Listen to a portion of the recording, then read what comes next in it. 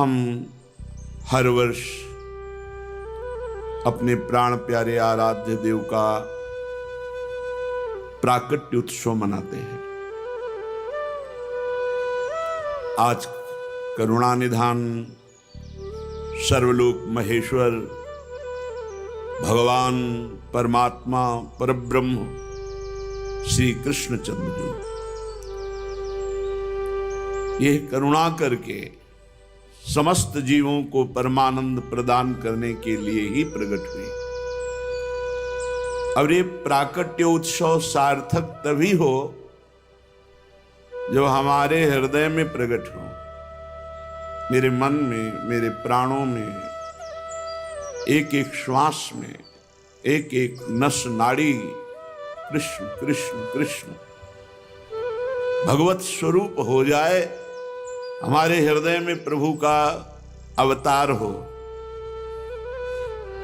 हमारे हृदय में भय प्रगट कृपाला दीन दयाला। तो हमारी जितनी आसुरी प्रवृत्तियां हैं, राक्षसी प्रवृत्तियां हैं, राक्षसी प्रवृत्ति उसे ही कहते हैं स्वसुख वांछा,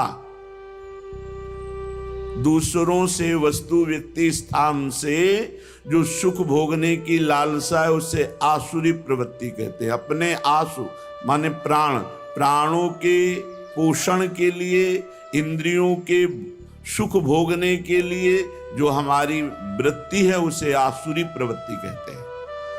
और भगवान का प्रादुर्भाव आसुरी प्रवृत्ति को जड़ मूल से नष्ट कर देता है।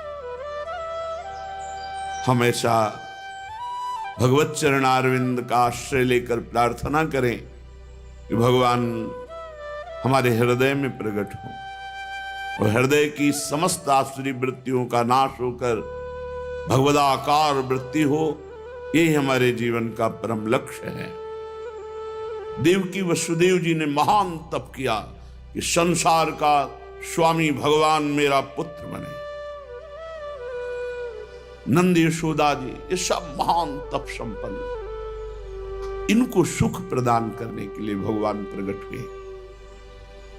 ये दुराचारियों का विनाश तो बहुत साधारण सी बात है। श्री सुखदेव जी कहते हैं कि उस समय की बात है जब लाखों राक्षसों ने, असुरों ने, दैत्यों ने राजाओं का रूप धारण करके पृथ्वी में आतंक मचा रखा था। अहंकार से भरे हुए, बल से भरे हुए पृथ्वी को आक्रांत कर रखा था। आक्रांत पृथ्वी त्राण पाने के लिए रो रही थी। ये उस समय की बात है जब यदुवंशी राजा शूरसेन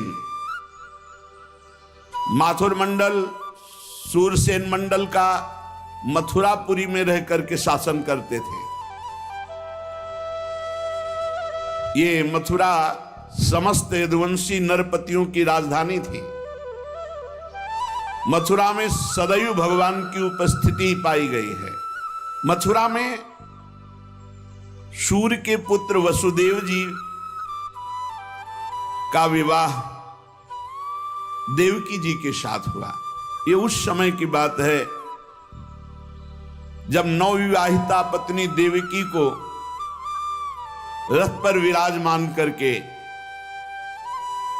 वसुदेव जी ले जा रहे थे। कंस बड़ा बलवान, स्वभाव में धूर्तता, वसुदेव जी से कहा मैं रथ हाँकूंगा, मेरी बहन है। और रथ के घोड़ों की लगाम पकड़ ली, स्वयं रथ हाँकने लगा। रथ चल पड़ा। जिस समय घोड़ों की लगाम पकड़कर कंस रथ हाँक रहा था उसी समय स्पष्ट आकाशवाणी हुई, अरे मूर्ख, जिसको तू रथ में बैठाल कर लिए जा रहा है उसकी 8वें गर्भ की संतान तुझे मार डालेगी। भोजवंश का कलंक। आकाशवाणी सुनते ही कूद पड़ा रथ से, तलवार खींच ली और बाल पकड़े देवकी के। वसुदेव देवकी के लिए आदेश किया, तत्काल हथकड़ी बेड़ियों से जकड़ करके इनको कैद खाने में डाल दिया जाए और बहुत ही कठोर पहरा लगा दिया जाए। वर्ष वर्ष में जो संतान होती मारता गया, उसे हर बार शंका बनी रहती, पता नहीं वो भगवान किन बालक के रूप में प्रकट हो जाए। परीक्षित, पृथ्वी में बात प्रायः देखी जाती है कि अपने प्राणों का ही पोषण करने वाले जो लोभी लोग होते हैं, वो चाहे राजा हो चाहे कोई भी हो, वो अपने स्वार्थ की पूर्ति के लिए माता पिता भाई बंधु किसी की भी हत्या कर सकते हैं। माता की, पिता की, भाई की, बंधु की, मित्रों की, इष्ट की, किसी की भी। ऐसे स्वार्थी पुरुषों से कभी मित्रता नहीं रखनी चाहिए, नहीं हानि ही होती है। जब कंस ने एक एक करके देवकी जी के 6 बालक मार डाले, तब देवकी के 7वें गर्भ में भगवान के अंश स्वरूप अनंत महिमा अनंत बलशाली भगवान शेष जी पधारे देवकी जी के गर्भ में। अनंत भगवान जब 7वें गर्भ के रूप में देवकी के उदर में पधारे, बड़ा आनंद। पर देवकी जी को लगा कि कंस इसे भी मार डालेगा, इसलिए वो रुदन करने लगी। विश्वात्मा भगवान ने देखा कि माता को बहुत दुख है और यदुवंशियों को कंस सताए ही जा रहा है, तब अपनी योग माया का स्मरण किया और योग माया को आदेश किया, देवी कल्याणी, तुम ब्रज में जाओ, वह प्रदेश ग्वालों और गौओं से सुशोभित है। वहां नंद बाबा के गोकुल में वसुदेव जी की पत्नी रोहिणी गुप्त रूप से निवास कर रही। उनकी और भी पत्नियां कंस के डर से गुप्त स्थानों में रह रही। इस समय मेरा महान अंश, जिसे अनंत शेष जी कहते हैं, देवकी के उदर में गर्भ रूप से विराजमान है। तुम जाओ वहां से उस गर्भ को रोहिणी के उदर में रखो। मैं स्वयं आ रहा हूं, अब विलंब से आने जा रहा। अब मैं समस्त ज्ञान बल आदि अंशों के साथ देवकी का पुत्र बनूंगा और नंद बाबा की पत्नी यशोदा के गर्भ से तुम प्रकट हो। योग माया को आदेश किया। जब योग माया ने देवकी का गर्भ ले जाकर रोहिणी के उदर में रख दिया, तब समस्त द्वारपाल और सब जगह खबर पहुंच गई, गर्भ नष्ट हो गया देवकी। किसी को आंतरिक पता तो है नहीं। नगरवासी बहुत कि बेचारी के 6 तो मार डाले गए और 7वां गर्भ नष्ट हो गया। हाय, कितना कष्ट देवकी को है। देवकी जी भगवान का निवास स्थान बन गई। परीक्षित, अब समस्त शुभ गुणों से युक्त बहुत सुहावना समय आया। रोहिणी नक्षत्र था। आकाश के सभी नक्षत्र, ग्रह और तारे सौम्य हो रहे थे। अब तो काले काले मेघ आकर मंडराने लगे और धीरे धीरे गर्जना करते हैं। भारी वर्षा प्रारंभ। जन्म मृत्यु के चक्र से छुड़ाने वाले जनार्दन भगवान का अवतार समय निशीत रात के 12 बजे। उसी समय सबके हृदय में विराजमान भगवान देव रूपिणी देवकी के सामने प्रकट हुए। श्री भगवान ने कहा, देवी, स्वयंभू मनवंतर में जब तुम्हारा पहला जन्म हुआ था, उस समय तुम्हारा नाम था प्रश्नी और ये वसुदेव श्रुतपा नाम के प्रजापति थे। तुम दोनों के हृदय में बड़े ही शुद्ध भाव थे। जब ब्रह्मा जी ने तुम दोनों को संतान उत्पन्न करने की आज्ञा दी, तब तुम लोगों ने इंद्रियों का दमन करके उत्कृष्ट तपस्या की। तुम दोनों ने वर्षा, वायु, घाम, शीत, उष्ण आदि काल के विभिन्न गुणों को सहन किया और प्राणायाम के द्वारा अपने मन के मल को धो डाला। तुम दोनों ने सूखे पत्ते खाकर फिर हवा पीकर केवल तपस्या की। अभीष्ट वर प्राप्त करने की इच्छा से मेरी आराधना की। कितना कठिन तप। मुझ में चित्त लगाकर ऐसा परम दुष्कर घोर तप करते हुए देवताओं के 12,000 वर्ष व्यतीत हो गए। पुण्यमयी देवी उस समय में तुम दोनों पर प्रसन्न हुआ, क्योंकि तुम दोनों तपस्या, श्रद्धा, प्रेममयी भक्ति से अपने हृदय में नित्य निरंतर मेरी भावना की थी। जैसा मैं आज तुम्हारे सामने प्रकट हुआ हूं, ऐसा उस समय भी प्रकट हुआ था। और तुमसे कहा वरदान मांगो, तब तुम दोनों ने कहा आप जैसा पुत्र मुझे चाहिए। तो मेरे जैसा तो सिर्फ मैं ही हूं, तो मेरे जैसा पुत्र, तो मैंने ये वरदान दिया कि मैं ही स्वयं तुम्हारा पुत्र बनकर आऊं। ये छोटी मोटी तपस्या का फल नहीं है, आप देख लीजिए। अगर आप जीवन भर रामकृष्ण हरि भगवान नाम जपते हुए भगवत प्राप्त हो जाते तो कितना सरल है, कितना सरल है। इसीलिए धन्य है ये कलयुग, जो कम समय में भगवत प्राप्ति, केवल भगवान नाम जप और थोड़ा सा केवल पापाचरण से अपने को बचा लो तो भगवत प्राप्ति हो जाएगी। हे माताजी, मैंने देखा कि संसार में शील, स्वभाव, उदारता, अन्य गुणों में मेरे जैसा कोई नहीं, इसलिए मैं ही तुम्हारा पुत्र हुआ, मैं ही। प्रश्न गर्भ से, वामन रूप से, और इस समय तुम देवकी वसुदेव हुए तो वासुदेव के रूप से। एक बार मैं वचन बोलता हूं, उसे 3 बार पूरा करता हूं। ये भगवान का नहीं, मेरी वाणी त्रिकाल सत्य है। एक बार तुमने मांगा पुत्र तो प्रश्नी गर्भ, वामन रूप, और इस समय वासुदेव रूप, कश्यप आदित्य के रूप में वामन रूप। और मैंने ये रूप इसलिए प्रकट किया कि जब मैं अवतार लेकर मनुष्य शरीर में लीला करूंगा तो मुझे पहचान पाना बहुत कठिन है। इसलिए तुम लोग ध्यान रखना मैं कौन हूं। ये खास बात, एक खास बात ध्यान देने योग्य बात है। भगवान कह रहे हैं कि तुम दोनों मेरे प्रति पुत्र भाव और निरंतर ब्रह्म भाव रखना। युवाम माम पुत्र भावेन ब्रह्म भावेन चाचकृत चिंतयंतो कृत स्नेहो या से थे मदगतिम पराम, तब तुम मेरे परम पद को प्राप्त होगी।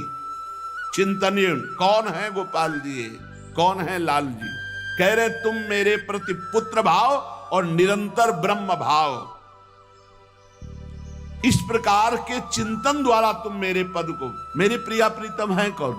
देखो हित सजनी जो नहीं कह रहे, जैसे हित हरिवंश करत अपनो जस प्रगट अखिल ब्रह्मांडन, अखिल ब्रह्मांड के अधिपति हैं।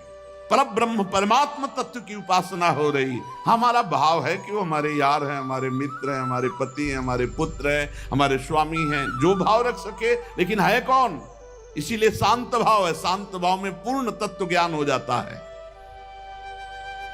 भगवान इतना कहकर चुप हो गए और अपनी योग माया से देखते देखते एक छोटे शिशु के रूप में नीलमणि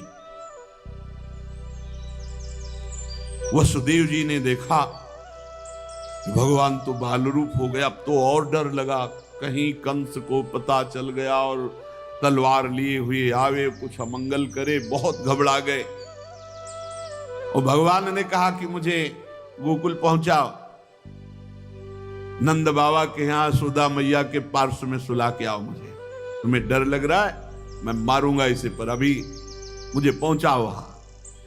भगवान की आज्ञा का पालन करने के लिए जो ही चेष्टा की, ध्यान दीजिए, भगवान की आज्ञा का पालन करने के लिए जो ही चेष्टा की तो अपने आप हथकड़ी बेड़ियां कट गई।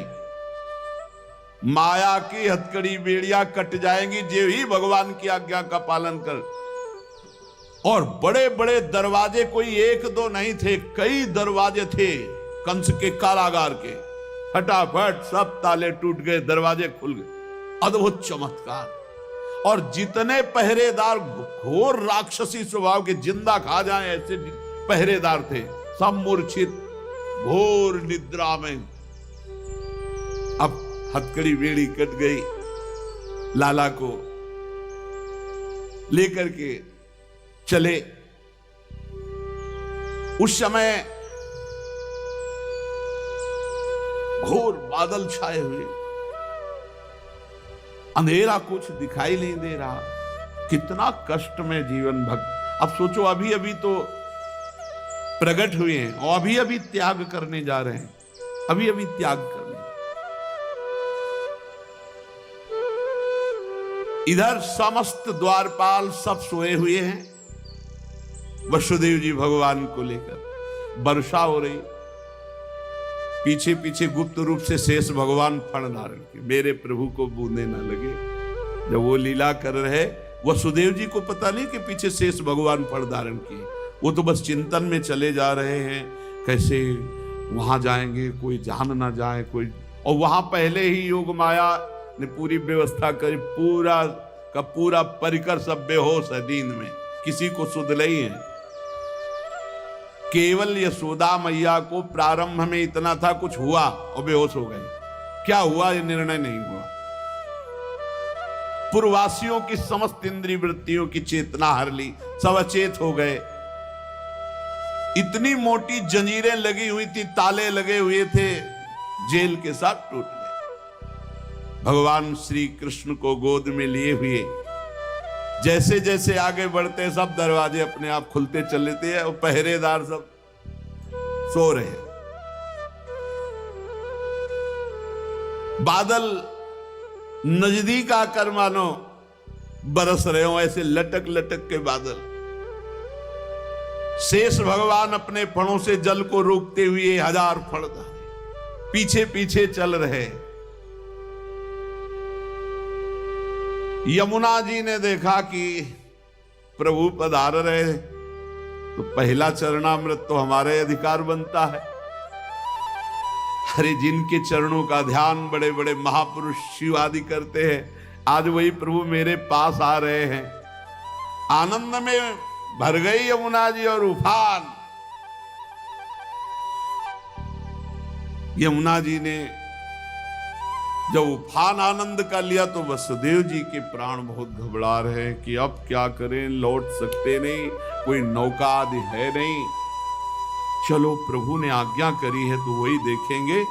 अब मेरे प्राण चाहे चले जाएं, मेरे लाला को कुछ ऐसे। यमुना जी उफान कर रहे कि चरण छू ले, और वसुदेव जी उल्टा सोच रहे कि यमुना जी बढ़ रही तो लाला को बचाए। देखो ये समर्पण है, मेरे प्राण भले चले जाए, आज्ञा का पालन प्रभु को पहुंचाना है और सुरक्षित पहुंचाना है। यमुना जी ऐसे थपेड़ जोर जोर से बढ़ रही।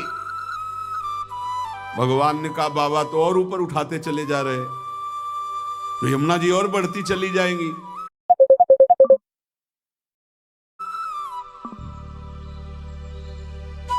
एक श्री चरण बड़ा, ये वसुदेव जी को पता नहीं, जो ही यमुना जी को श्री चरण प्रभु के स्पर्श हुए तो तुरंत नाभिभर हो गई और ऐसे एकदम शांत।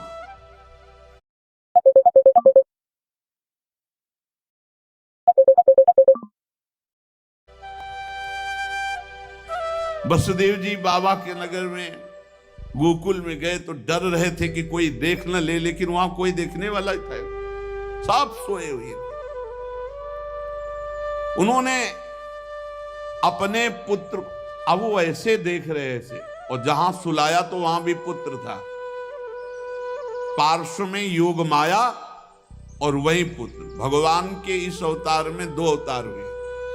एक हुआ चतुर्भुज नारायण भगवान का अवतार जो वसुदेव देवकी के सामने, और एक हुआ पीछे आपने सुना है, नंद बाबा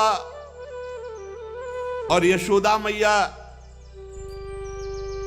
बहुत ऐश्वर्य समृद्धि सब रिद्धियां सिद्धियां अटखेलियां कर रहे। ब्रज तो यहां रिद्धियां सिद्धियां अटखेलियां कर रही, कौन पूछता है। अवस्था डल गई थी नंद बाबा की, चौथापन था, और ब्रजवासी बाबा की इस दशा को देख के सह नहीं पा रहे थे। बाबा खिन्न रहते थे। उपनंद आदि वृद्ध गोपों ने परामर्श करके पुत्रेष्टि यज्ञ का आयोजन किया। सबने यज्ञ पुरुष गोपराज नंद को पुत्र प्रदान करने की प्रार्थना की भगवान से। पुत्रेष्टि यज्ञ हुआ। जैसे महाराज दशरथ जी की अवस्था ढल चुकी थी तो श्रृंगी ऋषि ने पुत्रेष्टि यज्ञ करा, उससे खीर फिरो।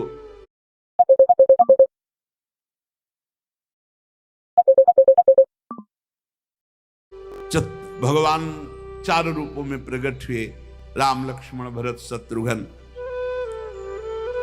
पुत्रेष्टि यज्ञ का अनुष्ठान हुआ नंद बाबा के यहां। अब उच्च कोटि के ब्रह्म ऋषि वेद ध्वनि आकाश में मुखरित हो रही थी। गोपराज श्री नंद बाबा अंतापुर में यशोदा मैया के पास बैठे हुए कहा, यशोदा रानी इस बार पूरे ब्रजवासियों का आशीर्वाद हो, सब ब्रह्म ऋषि हैं। कई बार हो चुकी, इसका मतलब पुत्र के लिए कई बार उपाय किए जा चुके थे। इस बार फलस्वरूप में मेरे पुत्र होगा। मन में बड़ी कामना है, मेरा विश्वास है ये जो यज्ञ हो रही, चूंकि ब्रजवासियों का आशीर्वाद है और ब्रह्म ऋषि जन बड़े महिमाशाली हैं, पर मेरे मन में एक उदासी छा जाती कि कर्म से ऐसा पुत्र नहीं होगा जैसा मैंने एक स्वप्न देखा है। ये कर्म जनित तो नहीं हो सकता। यज्ञादि कर्मों के सभी फल चंचल हैं और मैंने जो पुत्र देखा है वो अचल है, अविनाशी है। बड़ी आशा, पर लगता है मेरी दुराशा है क्या? वो कर्म फल से तो नहीं प्राप्त हो सकता जैसे मैंने देखा है। मैंने एक स्वप्न देखा जो आज तक तुमसे नहीं बताया, यशोदा रानी जी का। भगवान नारायण भी उतने सुंदर नहीं जैसा वो बालक सुंदर मुझे स्वप्न में दिखाई दिया। मुझे ऐसा लगता है कि त्रिभुवन में कोई है नहीं सुंदर। एक बार जिसके हृदय में वो प्रकट हुआ उसको कोई आकर्षित कर सके ऐसा त्रिभुवन में नहीं। ब्रजराज की बात सुनकर यशोदा रानी ने कहा, सच्ची तुमने स्वप्न में देखा है? बोले हाँ। बोले मैंने तो बताया नहीं, मैंने भी स्वप्न में देखा है। क्या? बोले मैं नित्य सहधर्मिणी हूं, तुम्हारी सुख दुख की नित्य संगिनी हूं, मैं तुमसे क्या छिपाऊं। जैसे बालक की बात कर रहे हो ना, हमने तो इसलिए नहीं बताया कि आप कहोगे कि तुम्हारा पागलपन है। बिल्कुल वैसे ही मैंने देखा है। श्यामश्चंचल चारु दीर्घ नयनो बालस्तवांक स्थले दुग्धो